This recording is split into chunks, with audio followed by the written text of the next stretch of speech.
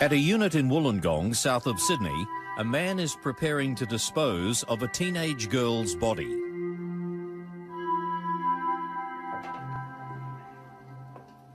The body has been decapitated and the fingers removed. He wraps the girl's head in his dressing gown and puts it and the fingers into a plastic garbage bag. In another bag, he methodically collects a small evening purse, some clothes and jewellery. He then rolls the naked, headless body in 2 of his bed sheets, carries it to his car and heaves it into the boot. He drives off to dump the body and the bags in local bushland.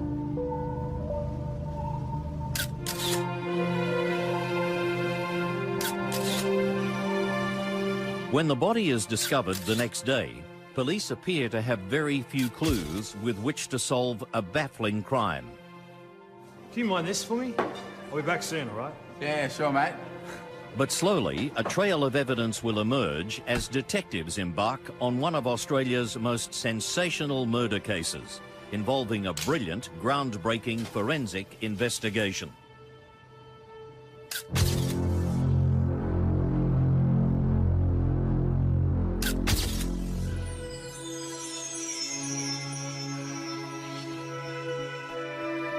In 1981, 19-year-old Kim Barry is a normal Australian teenager who loves to dance and dreams of being a nurse. With her parents Brian and Beverly, her grandfather and her younger brother Wayne, Kim lives a happy family life in Mount Pleasant, a northern Wollongong suburb. Kim was a lovely girl. For those who knew her, as I did, she was a very trustworthy person, to the point where I allowed her to babysit my 2 children on occasions. To me, she was always happy and bright, very outgoing, but then very outgoing on the outside, but very sensitive on the inside. But she's just a general run-of-the-mill teenager. To keep her nursing dream alive, she regularly volunteers to help nurse disabled children at Cram House, a local hostel. And Kim was one of the girls that really had a heart for those kids, and she really was interested in taking care of them, helping with them, you know, to feed them and clean them, because they needed cleaning permanently, of course. They were that handicapped. And I loved working with her because she was a really good worker. I really thought she was very nice.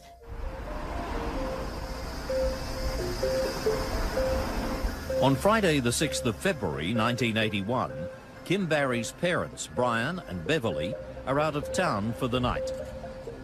Taking the chance for some freedom, Kim wags her duties, watching over 15-year-old brother Wayne, and instead goes to the movies with her friend Donna Holland.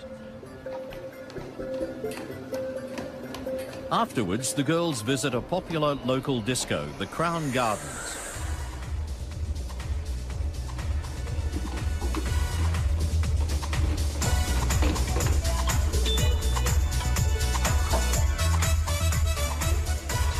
Also in the disco this night is 23-year-old miner Graham Potter, who's celebrating his Bucks night. Slow down there, right? He and fiancée Cherie Jones are due to be married in 8 days' time, on Valentine's Day. All right! It's a joint celebration, as it's also a 21st birthday party for Graham's younger brother, Glenn. The disco craze is still raging in 1981, and the Potter boys are keen dancers, having studied at a local modern dance studio. Kim also studied dancing at the same school, and even had a brief crush on Graham.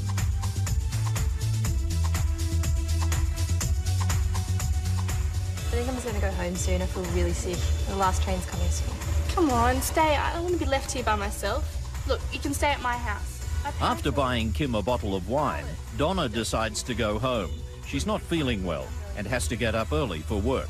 Come on, please. I'd do it for you. Kim begs her friend to stay, saying she can sleep over at the Barry house. She says her parents are away and she's afraid of prowlers.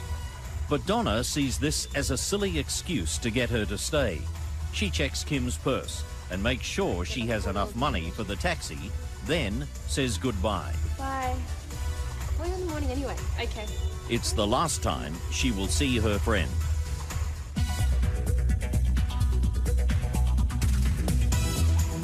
Thanks, mate. Graham, how you going? Kim! What? It's not long before Kim spots Graham at the bar and walks over to say hello. Hey, let's go around the corner and have a seat. Yeah, sure. Have a chat. Sounds good. So you having a good night? Yeah, I'm having a great night. Oh, that's good. I really like the hair, by the way. It looks really nice there. Thanks. Sometime later, Graham walks over to Glenn's table and hands him the bottle of wine and his cardigan, saying he'll be back soon. Bro, do you mind this for me? I'll be back soon, all right? Yeah, sure, mate. I love this place. It's excellent. Yeah, it was really Graham and Kim then take a taxi to Graham's unit in nearby Corrimal. Really pumping, really full of energy. Look at this. Music, all right.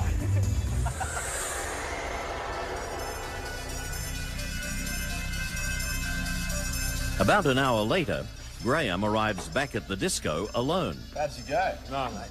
Got it to the inner door. She got cold feet and left. So I left too. Oh, wow. I need a drink, man. This free? No, take that, take that. Excellent, thank you. Mate, you've got nothing to worry about. You got a wife. Oh, come on, man. Shh. The next day, Saturday, Kim Barry's parents arrive home to find that she's left her 15-year-old brother Wayne at home alone and has been out all night. The Jamberoo Mountain Lookout, southwest of Wollongong, has breathtaking views out over the southern coastal plain. It's also the favoured place for local car thieves to dump their vehicles once they've finished their joyrides. On Sunday afternoon, apprentice plumber Scott Davies arrives at the Jamberoo Lookout. He needs to repair his old Holden and wonders if there might be any spare parts to be found among the wrecks in the bush below. There's no safety fence at the lookout, so to get a closer look at the wrecks below, Scott crawls carefully down a track just below the edge and looks over the sheer drop. Amid the rusty wrecks in the undergrowth, he suddenly spots what appears to be a naked body wedged against a tree. The head is out of sight. Shit. Horrified, he scrambles back to the top to get help.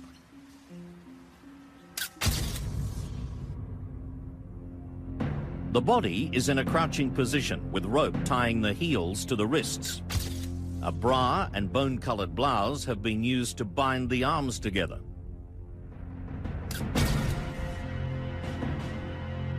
The head is not obscured by the tree as first thought. It's been cut off entirely at the base of the neck. And the fingers look like they've been chopped off at the knuckles. It was a very barbaric murder. Fingers severed,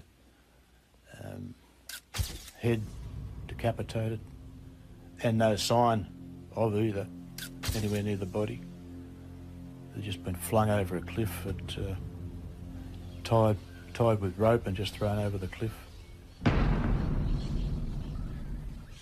Had it have not lodged where it did, next to the tree, then it would certainly have travelled a lot further and probably never ever been found.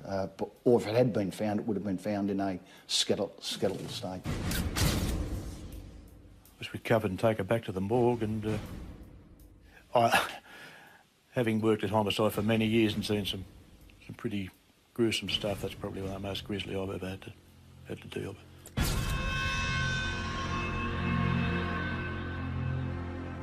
On Sunday evening, Graham Potter and his fiancée, Cherie Jones, are at her house watching the news when the discovery of the body is reported. Graham leaves abruptly and spends much of that night giving his home unit here at Corrimal a thorough cleaning.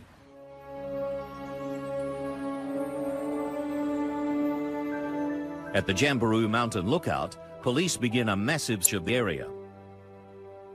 Organised a bit of a search around the area looking for the head and the hands, which was fruitless.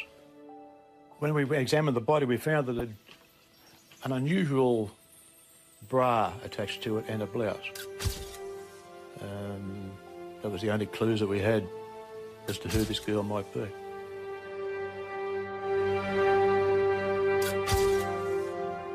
An autopsy finds there is no evidence of sexual assault. She had a broken right arm at post-mortem and a post-mortem that did not show cause of death. Here was the ultimate challenge to police. First of all, to identify the body. There is a possibility that the girl's palm prints might be on file somewhere.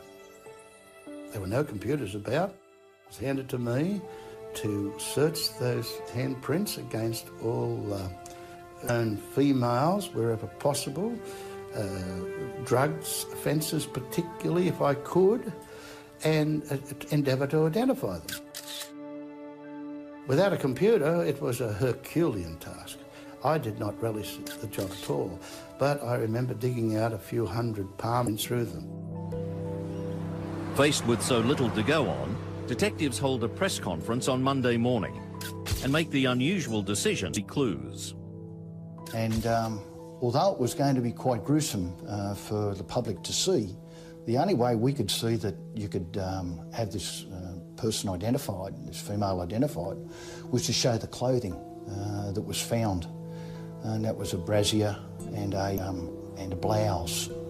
And we actually had to get permission from the superintendent in charge of the CIB to do that. And it was broadcast on national television. On Monday night, Beverly gets home from work just in time to see the bra and blouse displayed on the TV news. It turned out that Bevy noticed a motif on the top of the bra which was exactly the same as Kim's. And this upset her very much because she knew it was Kim's in her own mind. When we come home, she was very upset. And I said, sweetheart, don't be silly, it's not Kim. But anyway, we'll go into the police and check it all out and make sure so she understands the situation. Terry Dawson, who was my workmate, was with the Barrys in the viewing room. And he, thinking how terrible it was for this poor Brian Barry to have to stare at this headless, fingerless body. Then we went and identified her by the birthmark, the heart-shaped birthmark she had just below her breast. So yes, it was Kim. And Bevy was very upset, as I was at the time. And poor old Pop sitting on the front steps, you know, and I remember grabbing him and saying, Pop, is it Kim, is it Kim? And he couldn't answer me. And then I went inside, and without knocking, of course, and Bev and Brian, I just hugged them, we couldn't talk.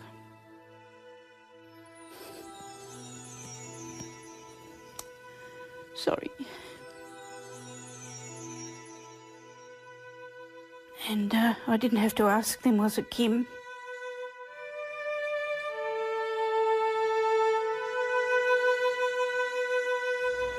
On Monday morning, Graham Potter withdraws nearly $3,000 in small bills from his bank, and then he makes out a will leaving everything to Cherie.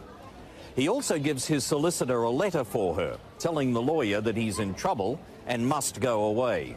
He then rings Glenn to say he's leaving town.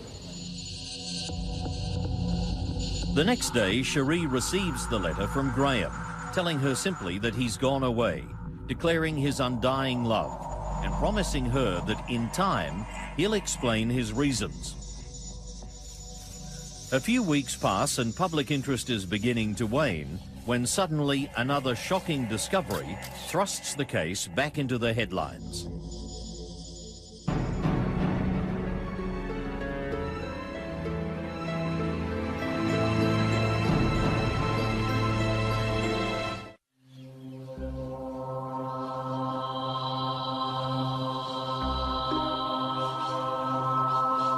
The body of Wollongong teenager Kim Barry, with her head and fingers removed, has been found in bushland.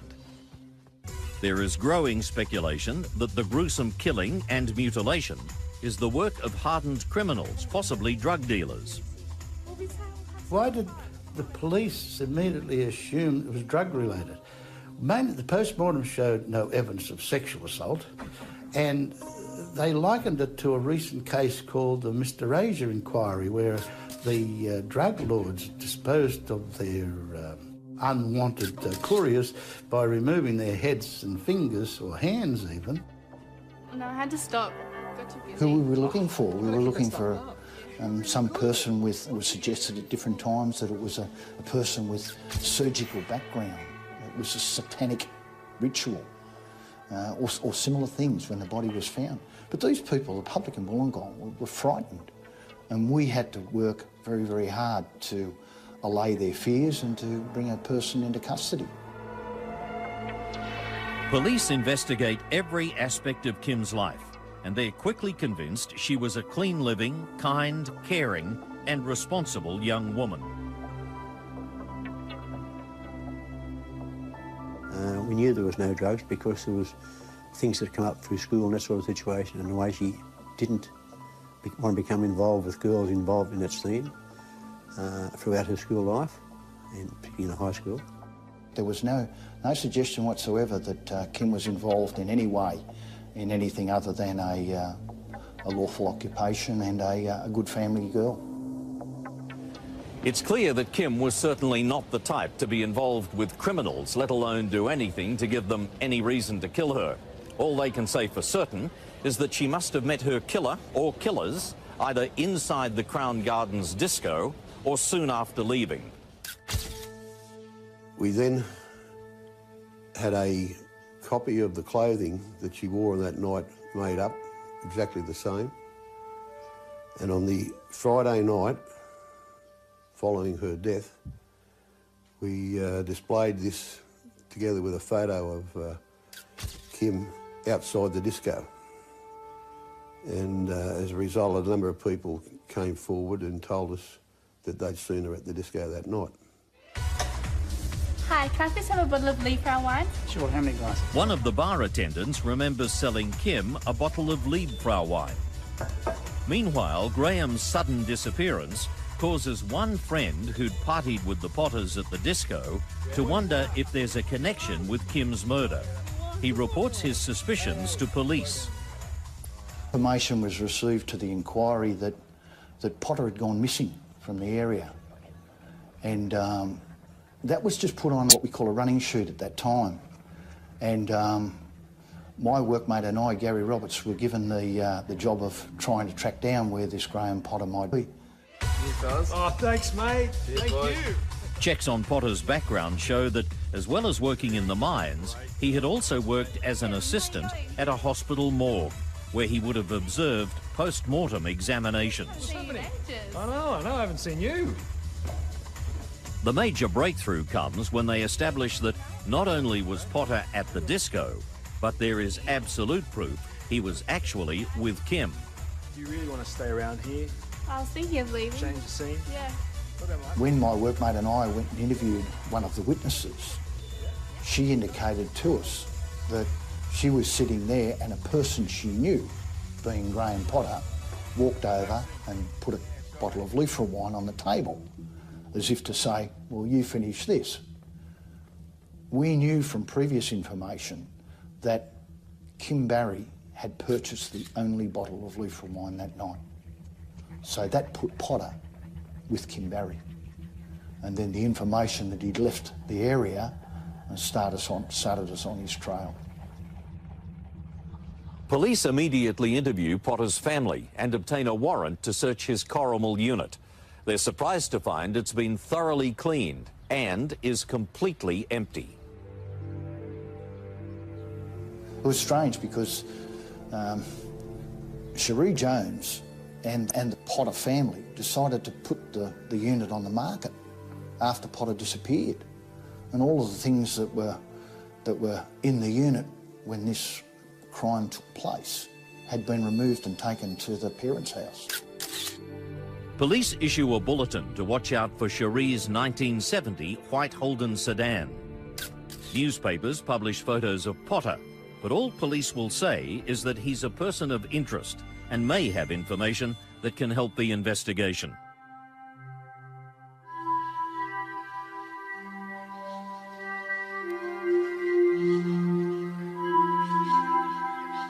It's now 3 weeks since Kim Barry's brutal murder. On a warm Saturday morning, a local man is out driving on the Jamberoo Mountain Road. He let the dog out of his car and the dog called him back, but the dog wouldn't come. He then made a search to find the dog and found the skull, a human skull. He, of course, contacted the police and we attended there. And the next day, the skull was examined and the teeth were examined and found that they were identical to Kim Barry's teeth, and of course it was her skull. Once again, police rescue squad officers converge on the area and mount a widespread search. Not long after it commenced, one of the boys came up to me, one of the senior constables, and he said he'd found a trail of hair. And basically this trail of hair led from where the skull was right back to an area hidden, or in Lantana, where there was a plastic bag. And it was examined by our forensic people, and it was found that there was a dressing gown and some sheets, blood-stained in the bag, together with the tips of Miss Barry's fingers. About the same time, the skull, fingers and other evidence is found in the bush. Potter's car is found at Goulburn, 130 kilometres to the west. He took his fiancée's car, which we believe was involved in the disposal of the body, to outside Goulburn police station, and then he decamped from there, leaving the car and a blood-stained shirt in the car, which was his shirt, and which was later matched to, the blood was later matched to that of Kim Barry. No other blood is found either inside the car or the boot. Sitting on the dash is another love note from Graham to Cherie, telling her that he's left because he believes his life may be in danger. And again, he promises to ring and explain everything. A police search team revisits his unit, this time with forensic biologist Joy Cool, who conducts tests for blood in all rooms of the apparently spotless unit. In the bathroom upstairs, Joy finds evidence of blood in the basin drain and on a tap.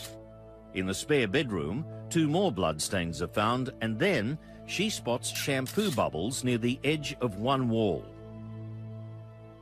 She lifted the carpet in the second bedroom, and on the underneath part of the carpet there was a significant blood stain. Some hairs are also found in some fresh paint along the skirting boards. They also find Kim's hair in the clothes dryer. All the blood samples give a positive match to Kim's rare blood type.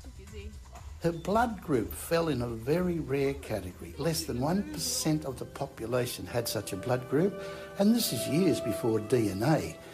So we had a person, less than 1 in 100 had such a blood group. Meanwhile, another search team descends on the Potter family home to examine Graham's stored possessions. They find bottles of a few paint pots and a hacksaw. Inside a wardrobe moved from Graham's unit, they find signs of blood. And I found similar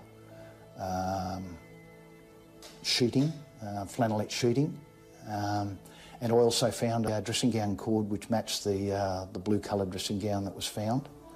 Later that day I took Mrs. Potter to the scientific section at Wollongong, and she identified the items as belonging to her son. The government medical officer, Dr. Vincent Verzosa, finds the fingertips correspond exactly to the hands on Kim's body. The skull has a large area of missing bone on the left temple. The indent in the bone and the way it's indicates it was made by a large, heavy object. Dr. Vazosa takes a spanner found among Graham's possessions and compares it to the indent in the skull. It was subjected to a number of tests, but it was negative for blood. But it suited the wounds that were on the skull when it was found. Even though there's no proof it's the murder weapon, the other circumstantial evidence against Potter is now overwhelming. When the fugitive finally reappears, he surprises everyone by vehemently protesting his innocence. And he has a dramatic explanation for how Kim Barry was killed.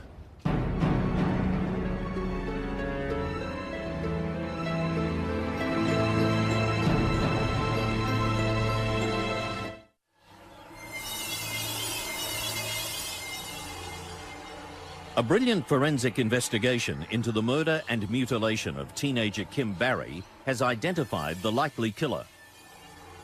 Blood traces matching Kim's rare blood type are found in the home unit and on the clothes of 23-year-old miner Graham Potter.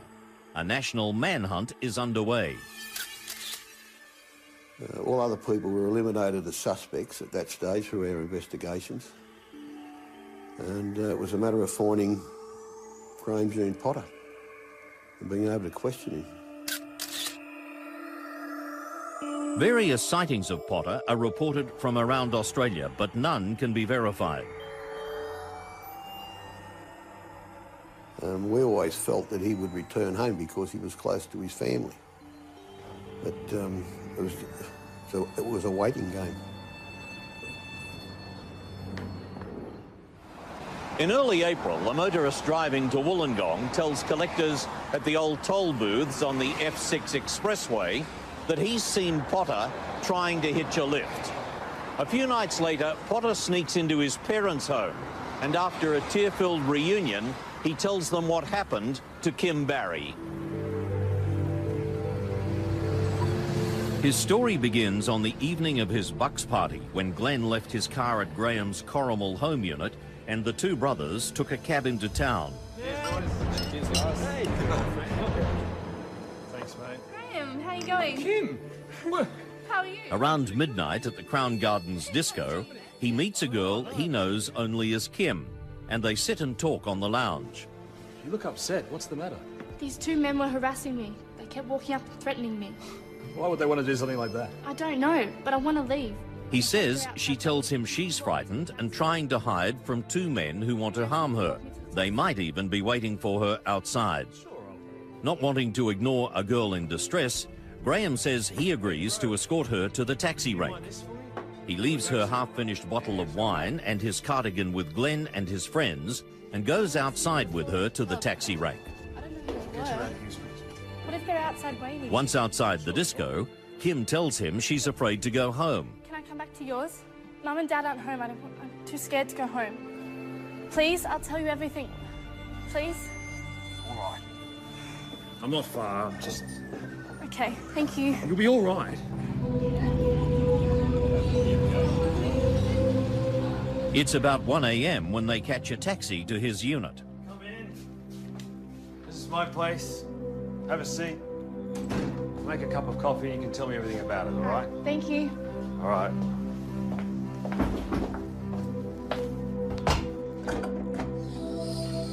There's a knock at the door,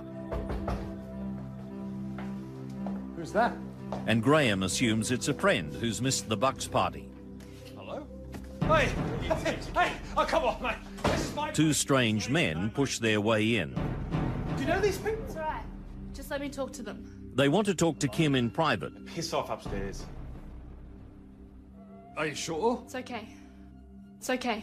Kim assures him she'll be all right, so Graham reluctantly goes upstairs and waits. Did you think you'd get away with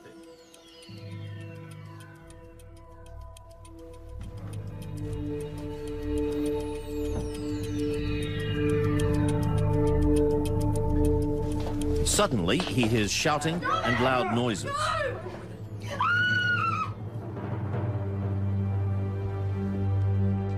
He He says he goes back down to find Kim lying on the floor with one man kneeling over her. The other man is searching through her purse. He sees blood and realizes Kim had been killed.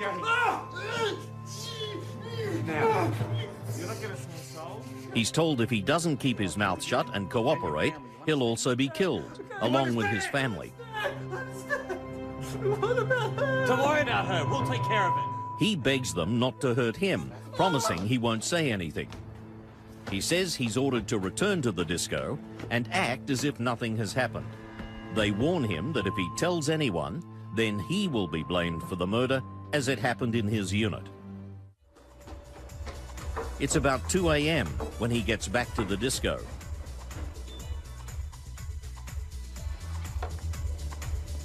How'd you go? He says he follows the murderer's instructions, continuing to party with Glenn and their friends as if nothing has happened. Come on, mate, we got to get you home. At 4 a.m., he and his brother take a taxi back to the unit. Graham says nothing to his brother about the murder. It's all right, come on, mate. Next step, next step. Come on. Oh, jeez, man. On entering the living room, he's relieved to see a blanket has been thrown over the area of the living room floor where he last saw Kim's body. I go on the couch, right? Glenn goes to sleep on the couch, while Graham heads upstairs to bed and cries himself to sleep.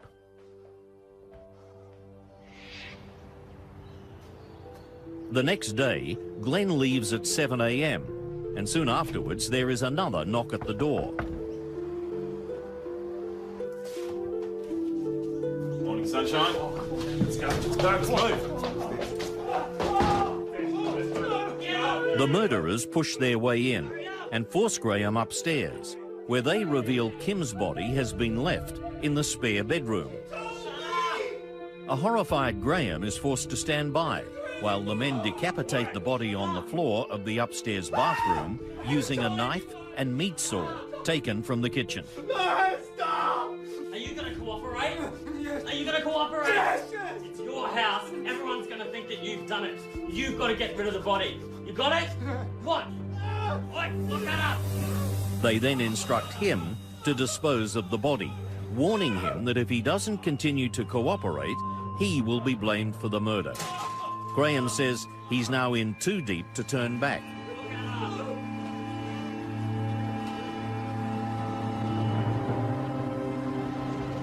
As soon as the murderers leave, he hitchhikes into Wollongong, where he borrows Cherie's car and at about 8:30 in the morning returns to the unit. He ties the hands and feet using Kim's own bra and blouse and then wraps the body in his sheets and carries it to the car. After wrapping the head in his dressing gown, he picks up the fingers and puts them into a plastic garbage bag. It's then placed in the car behind the driver's seat. Kim's purse, her rings, and the rest of her clothes are then placed in a third bag, along with a blood-stained rolling pin that he assumes was the murder weapon.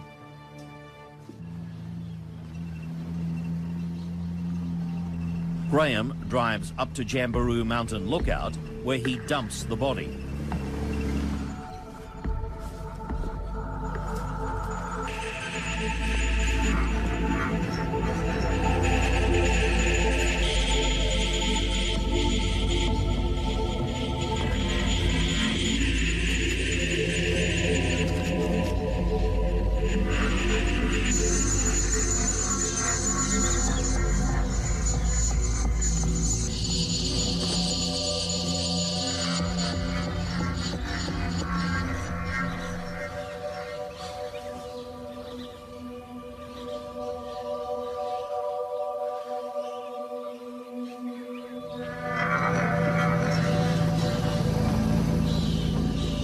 Returning back down the mountain road, frightened and confused, he suddenly remembers the bag with Kim's belongings in the boot and stops to throw it into the bush.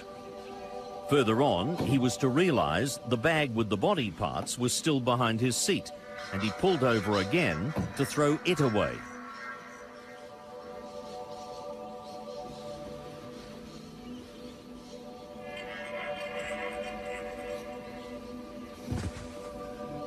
After staying with Cherie on Saturday afternoon and all day Sunday, Potter spends Sunday night cleaning his unit to remove all traces of the murder.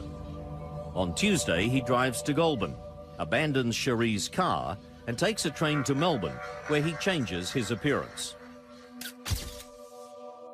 He dyed his hair.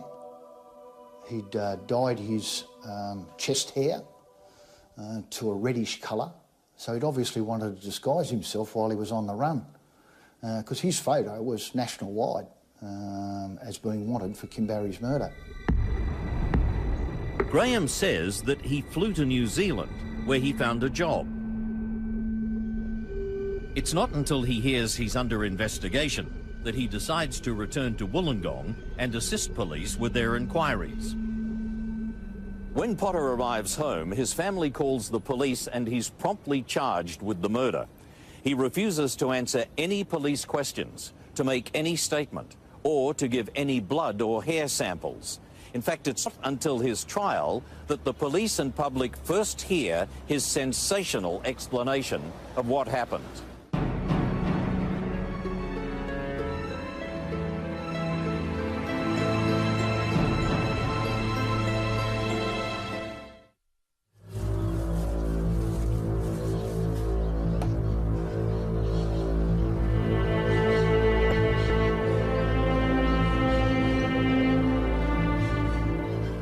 Wollongong miner Graham Jean Potter has been charged with the murder of teenager Kim Barry.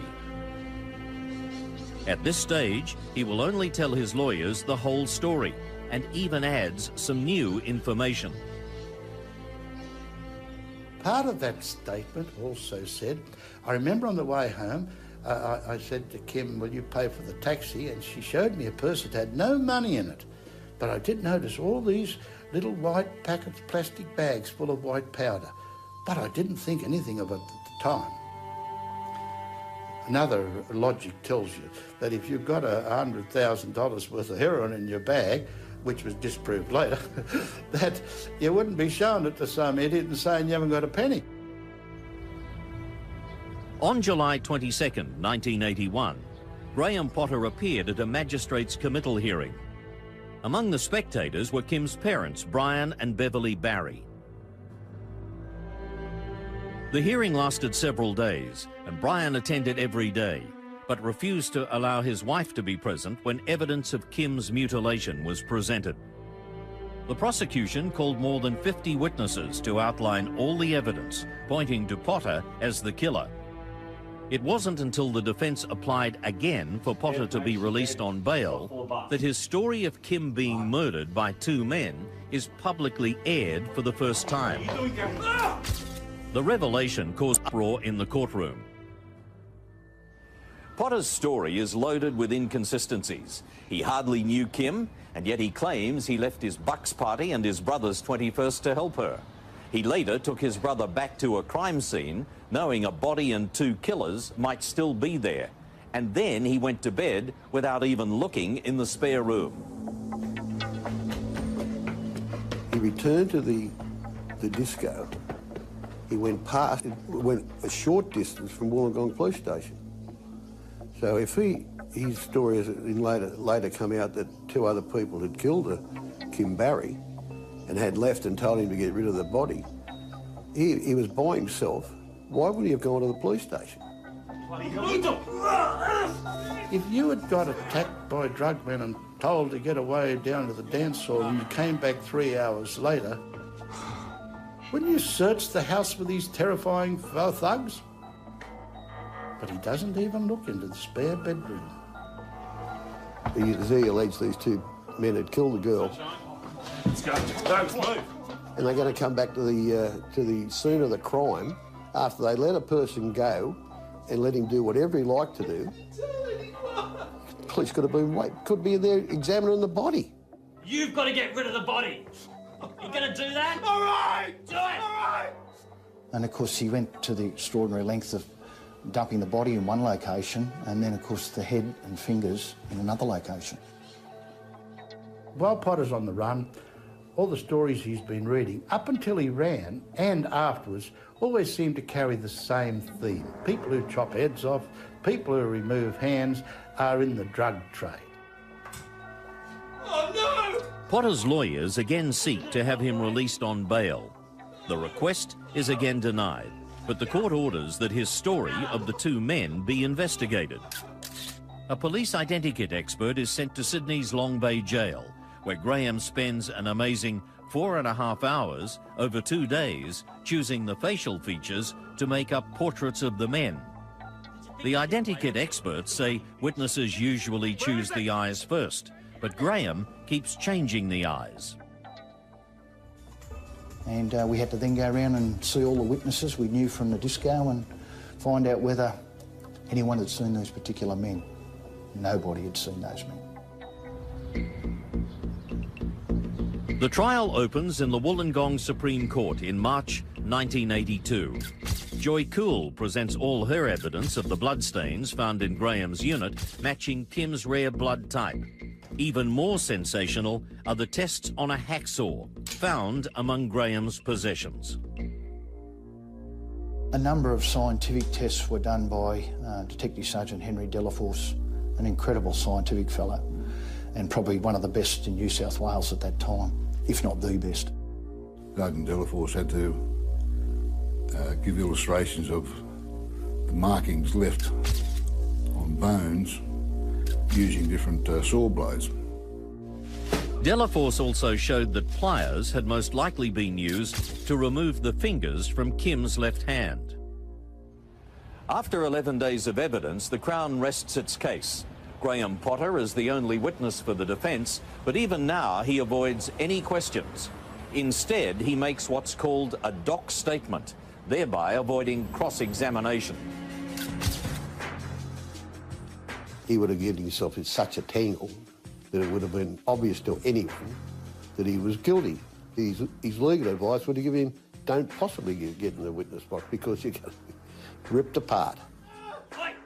In his summing up, Graham's barrister points out that police have shown no motive for the killing.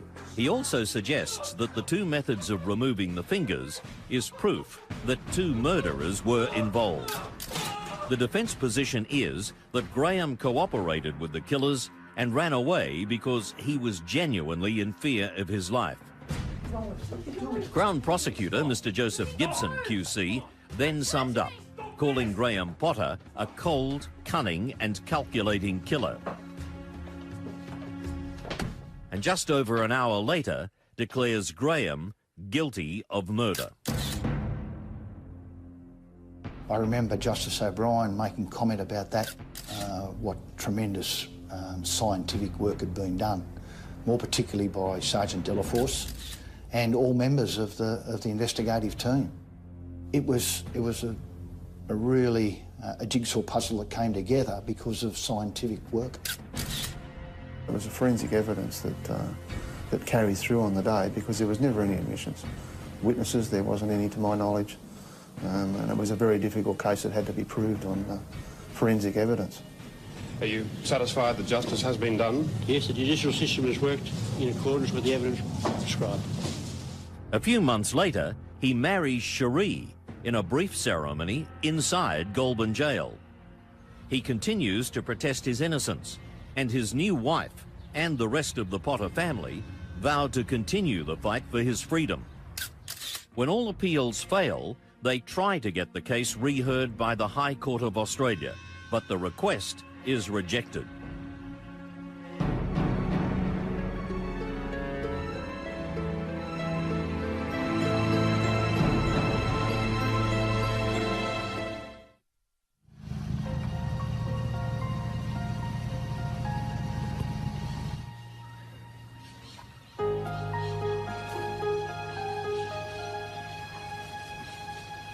In April 1982, Wollongong miner Graham Potter is convicted of the murder of 19-year-old Kim Barry.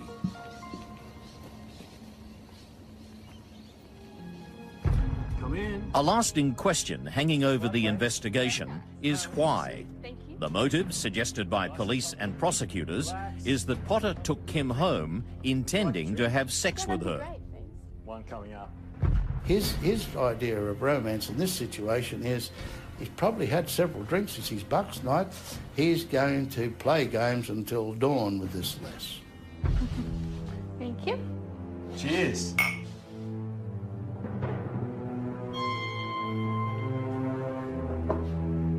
It's all about you and me tonight. What have you got there? But somewhere, Getting married next week? Kim Barry decides that it's getting out of hand. But I'm not married now. Or Kim Barry has noticed a photograph, perhaps, of the killer with his girlfriend, his fiancée. There could have been many indications that we are not aware of. But logic tells me she has found out about this romance and I want to go back to the disco. No, you've come all this way. You don't have to be getting disappointed. Stop worrying about it. Stop worrying about it. Hey, stop worrying about it, all right? Stop it. Let go! No! Stay moving! Hey! Let go! Don't touch me! Leave me alone!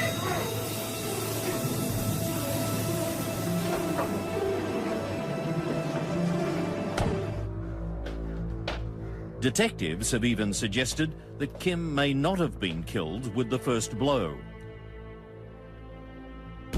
I believe she was unconscious. That is supported by the fact that Kim and her girlfriend had purchased some food between when they'd been at the cinema and when they attended the disco.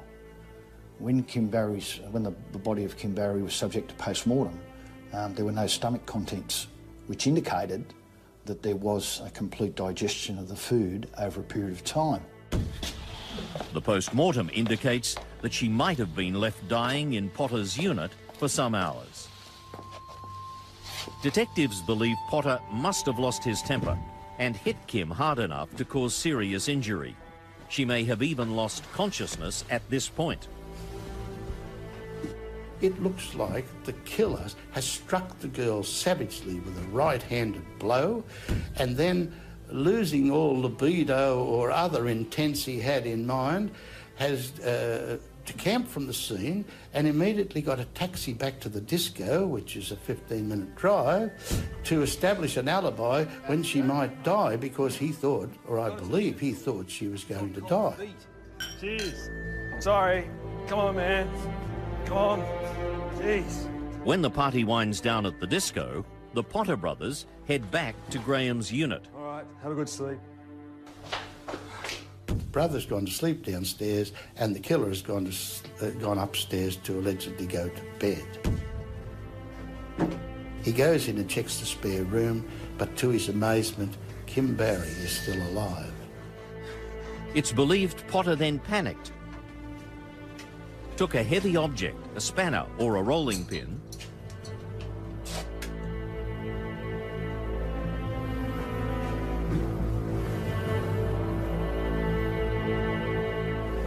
and brought it down on the girl's head.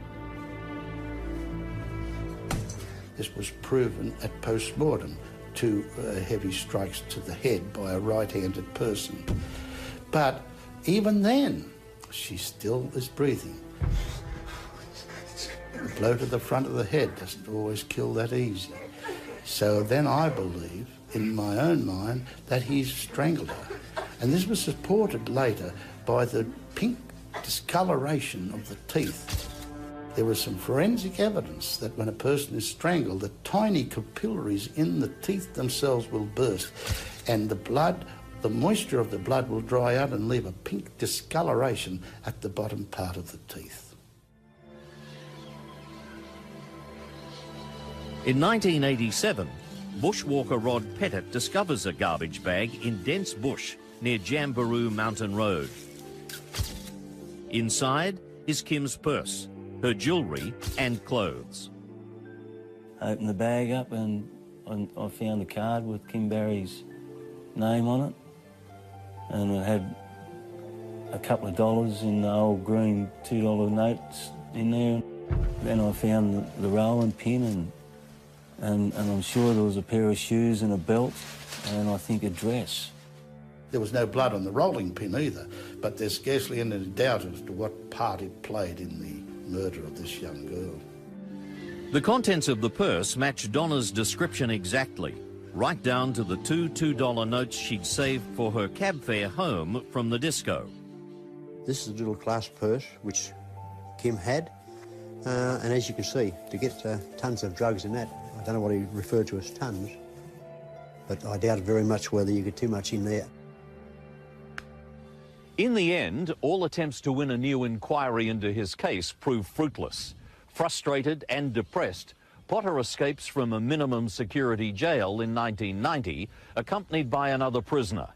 They're soon recaptured, and Potter is punished with an additional 3 months on his sentence. In 1996, after 15 years in custody, he's released on parole. Kim's family must learn to live with the grief of losing their beloved daughter.